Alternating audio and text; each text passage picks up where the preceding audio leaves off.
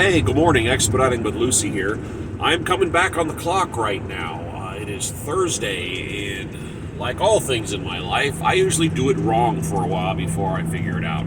So I'm going to explain to you the right way to get back to work after you've been off for a period of time.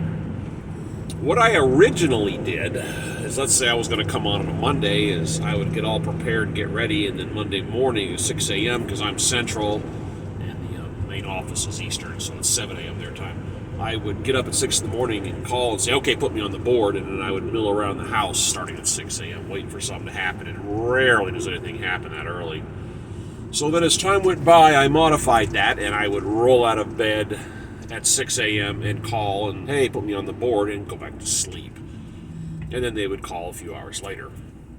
Well, I finally figured it out. The proper way of going back on the board is to call them the day before and give them a warning. Let them know that you plan on being there, because loads start coming up the day before for the next day, usually in the afternoons.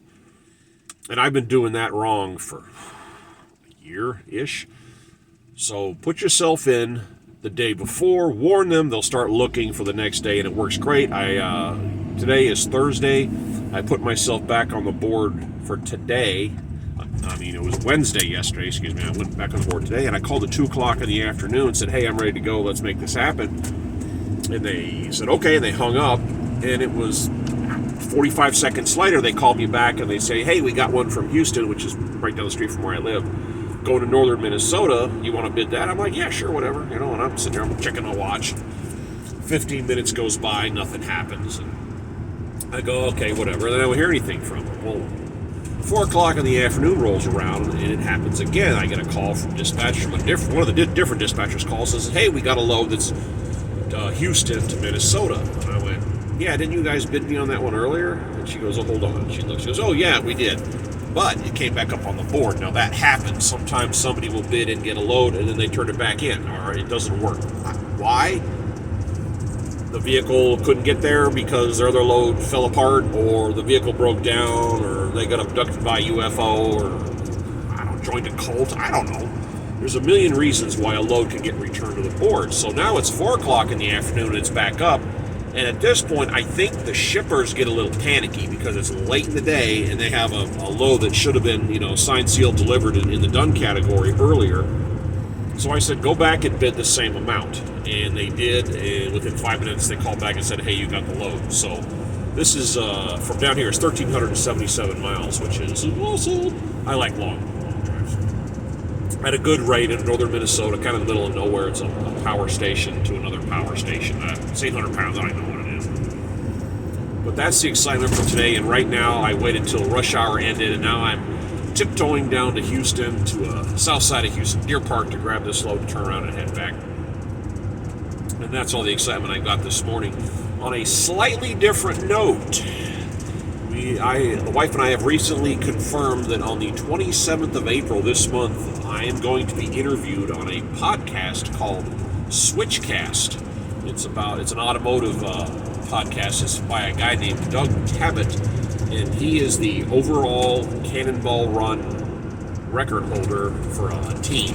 He had a Mercedes, a 700 horsepower Mercedes.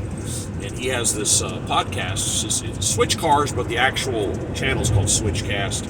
And he's doing an interview with me on the 27th, and the wife and I are kind of excited about that. And it's also an excuse to go on a vacation, which we're doing. So I'll probably bring this up again, but be looking for Switchcast podcast on the 27th of April. And if you have any questions about the Cannonball Run, if you're not old enough to remember that, Google it. And if you look at my list of videos that I have on here, one of the first ones I posted back in when I first started, I have like 100, which surprised me.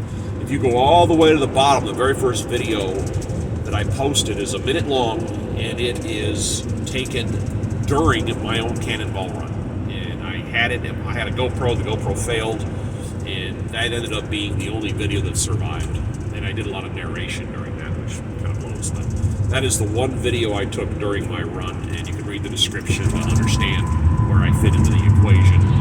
But I just wanted to give that news. And one other little piece of news. Last time I went out, Mr. Prickles stayed home because I forgot Mr. Prickles. He was sunning himself. I didn't see him. It's my fault. But Mr. Prickles is back, so we're back traveling again together. So he's happy. So that's it for this morning. Like I said, clawing my way to Houston. And this is Expedite with Lucy. I am out.